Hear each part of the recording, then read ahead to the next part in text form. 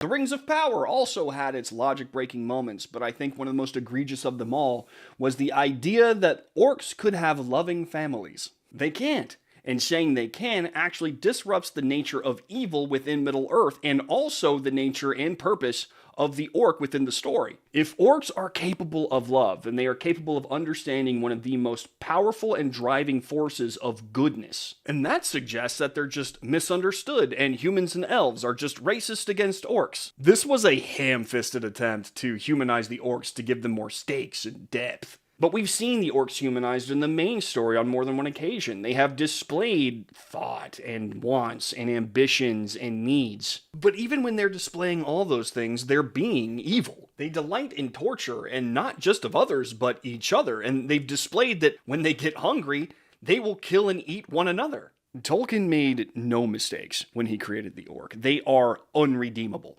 Yet the Rings of Power writers decided to modernize the orc by making them more like us to give them depth, but didn't stop to think of the implication this would have on the entire Lord of the Rings universe. If the orcs aren't truly evil and are capable of self-sacrifice in the name of something other than themselves, then Sauron wouldn't have the grip on them that he did, and there would have been groups that allied with elves and men as there would have been commonality between them. This means that over time, more and more orcs would have chosen to fight against Sauron, putting huge chunks into their armies and making their threat of domination far less serious. And if Sauron is just this manageable threat that didn't require so much blood and sacrifice to defeat, then what's the point of the Lord of the Rings? Rules that Tolkien had applied suddenly don't mean much, and universe-breaking issues start popping up in the story of Middle-earth. If the rules mean nothing and can be changed just because, then everything in that universe is meaningless.